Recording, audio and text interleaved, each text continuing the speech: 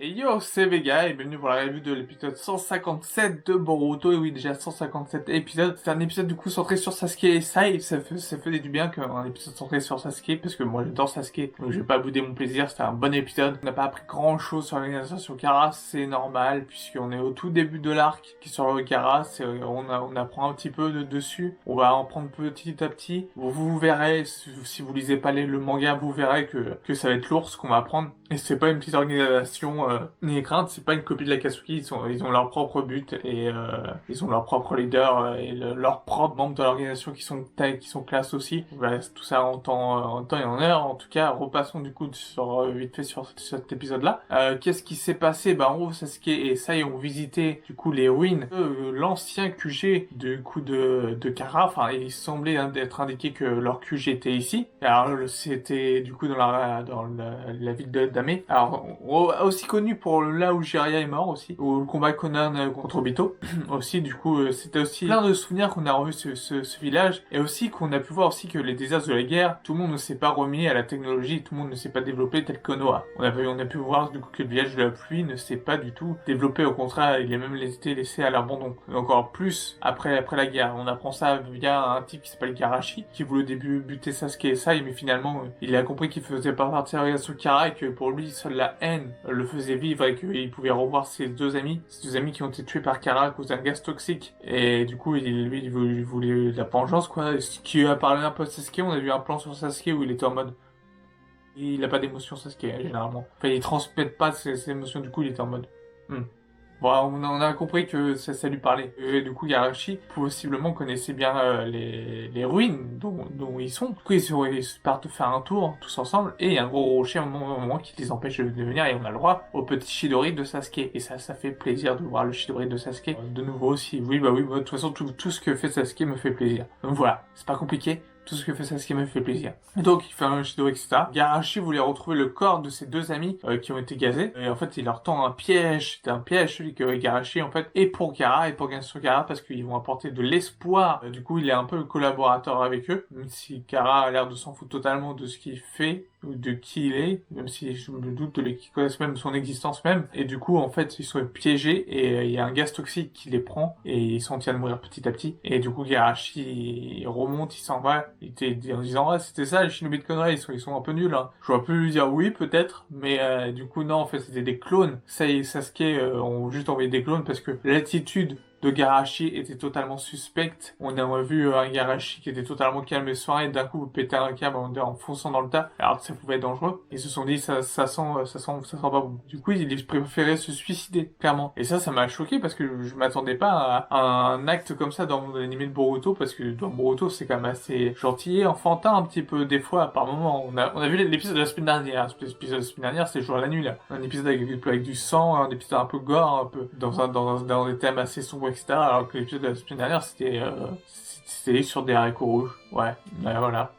Donc c'est vraiment le jour et la nuit. Donc là, il se suicide avec un kunai, il se transperce la gorge, donc il meurt. Logique. Et du coup, Sasuke et Sai n'ont pas le temps de voir ce qu'il y a parce qu'il y a un éboulement qui se produit. Et Sasuke a juste le temps d'apercevoir des cuves, une sorte de cuve auquel cas ils font des expériences humaines dessus. Sasuke le sait puisque bah c'était à peu près les mêmes cuves qu'il y avait chez Orochimaru. Donc voilà, il faut après leur topo à Naruto. Et Naruto parle en même temps. Le médecin qui avait triché il y a 100 épisodes, qui avait donné du coup l'outil ninja pour tricher à Boruto, qui apparemment aurait été manipulé par qui on ne sait pas, même si on a un léger faisceau de présomption, ils auraient pu faire quand même le lien avec Kara, mais c'est vrai que du coup, dans un monde où il y a X personnes qui peuvent te manipuler, on va pas directement tout mettre le dos sur Kara, alors que bon, c'est vrai que ça pourrait être les personnes les plus aptes à manipuler du coup ce scientifique pour les outils ninja, sachant qu'en connaissance de cause de la team qu'ils ont la Kara. Donc voilà. Et du coup à la fin on aperçoit du coup Jigen qui parle,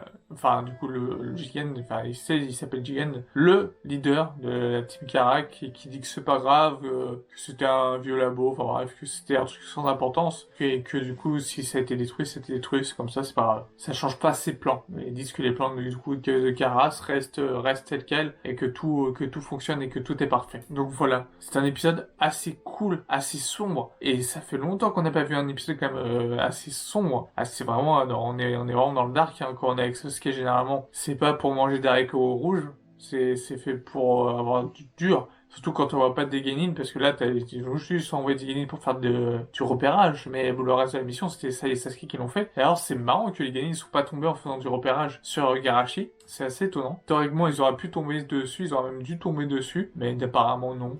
Et on remarque tant mieux pour eux, parce que eux se seraient fait avoir et ils seraient morts avec du gaz. Mais en tout cas, c'était un très bon épisode. Moi, j'ai vraiment bien aimé. J'ai vraiment pris plaisir à le regarder, à me laisser emporter par l'histoire sur les traces de Kara. On a appris quelque chose sur Kara, qu'ils existent bel et bien et qui faisaient ou qui font encore des expériences sur des êtres humains. Donc, c'est deux informations assez capitales. Bon, d'une qu'ils existent, c'est vraiment capital parce que moi, on sait que t'es pas là pour rien. Qu'ils auraient pu un faux truc. Hein. Le mec des bandits de Mojina, il aurait pu mentir. Il aurait pu dire n'importe quoi pour sauver sa peau, pour dire voilà. Mais non. Du coup, Shoji, le mec des bandits de Mojina, avait raison sur Kara. Ils existent bel et bien. Et ça va être du feu de Dieu. La suite, là, on n'aura pas tout de suite la suite du manga, mais je vous dis que la suite du manga, c'est le feu. Et on reverra des personnages qu'on n'a pas vus depuis longtemps. En fait, c'est une thématique que j'ai remarqué que dans Boruto qui est pas mal, c'est la guerre. Parce qu'on parle des événements de la guerre, parce que Konoha a su se relever après la guerre et construire un village digne du coup de l'évolution technologique qui a pu apporter le futur. Mais pas tous.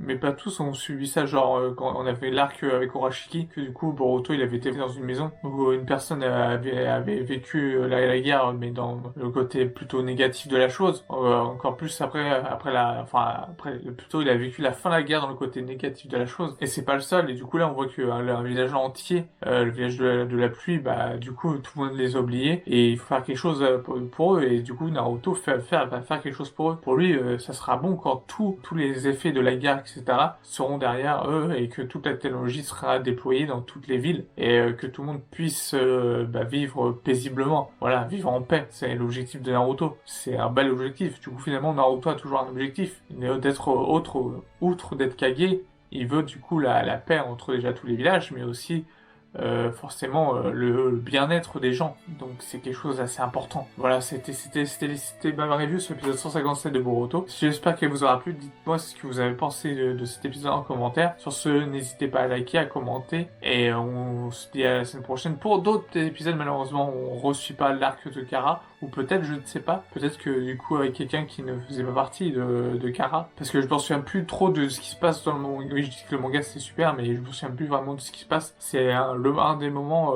j'ai pas trop suivi le manga, là, ce qui se passe, donc je sais pas si ça c'est canon, c'est canon manga ou pas, mais je pense pas, j'ai un doute, hein. Mais je sais que après tout ce qu'on apprend sur Kara après, etc., c'est énorme. Donc voilà. Sur ce, portez-vous bien, je vous dis à une prochaine, ciao.